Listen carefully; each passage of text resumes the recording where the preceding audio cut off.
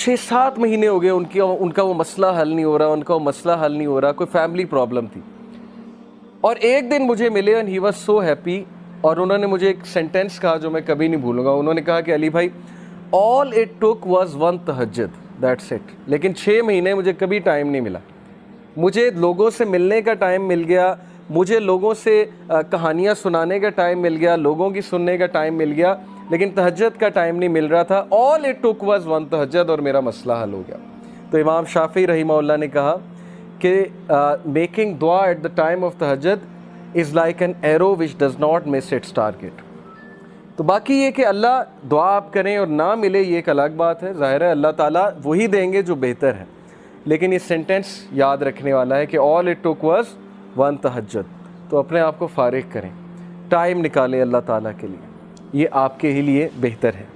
اور پھر یہ حدیث, انس بن مالک reported the messenger of Allah صلی اللہ علیہ وسلم said, Allah Almighty said, حدیث قدسی ہے, O son of Adam, if you call upon me and place your hope in me, I will forgive you without hesitation. اگر تم ہوپ میرے سے لگاؤ گے, امید میرے سے لگاؤ گے, تو میں تمہیں معاف کروں گا.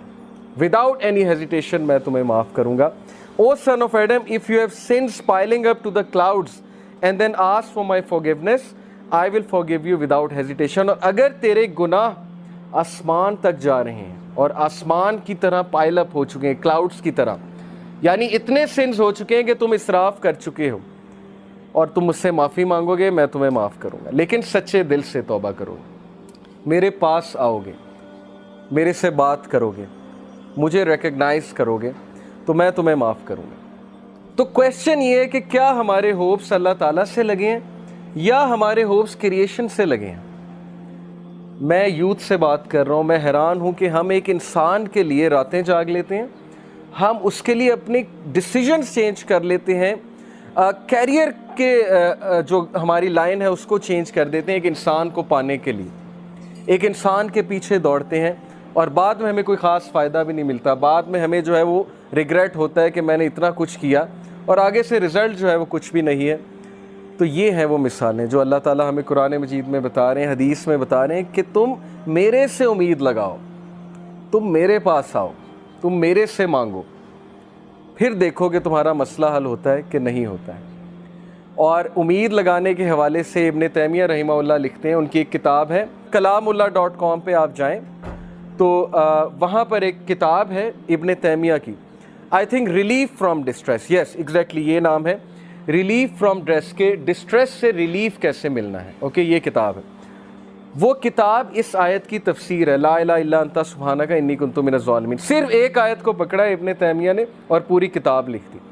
اس میں وہ ایک بات لکھتے ہیں کہ اسلاف جان بوجھ کر یہ دعا کرتے تھے, یہ بھی ایک دعا تھی ان کی کہ ہماری دعائیں ڈیلے ہوں, ہماری دعاؤں کی قبولیت ڈیلے ہو. اب یہ ہمارے لیے, ہم جیسے لوگوں کے لیے جو دنیا میں بہت ڈوبے ہیں, بڑی عجیب بات ہے. ہم تو چاہتے ہیں یوں دعا قبول ہو, میں اللہ سے مانگوں اور چیز میرے سامنے ہو, چاہے وہ میرے لیے بہتر ہے یا نہیں ہے. اسلاف کہتے تھے کہ ہم جان بوجھ کے وش کرتے تھے کہ دعائیں ڈیلے ہوں. کیوں؟ کیونکہ جب بندہ دعا کر رہا ہوتا ہے اس کا تعلق ہی اللہ سے اور ہوتا ہے, تو وہ اس تعلق کو انجوائے کرتے تھے کہ ہم تکلیف میں ہیں, ہم کسی ڈسٹریس میں ہیں, بس ہم دعائیں کیے جائیں. تو یہ تعلق انہیں بہت لطف دیتا تھا. یہ ایک بہت ہائی لیول کی بات ہے. بتانا میں آپ کو یہ چاہ رہا ہوں کہ دیکھیں, مصیبتیں آتی ہیں, مشکلیں آتی ہیں, انسان پر بہت سے فیزز آتے ہیں, اور اس فیز میں اگر اللہ سے آپ کنیکٹ کر جائیں تو یہ آپ کے لیے خیر ہی خیر ہے, اور اس فیز میں اگر اللہ سے دور ہو جائیں تو پھر یہ شر ہے بہت بڑا.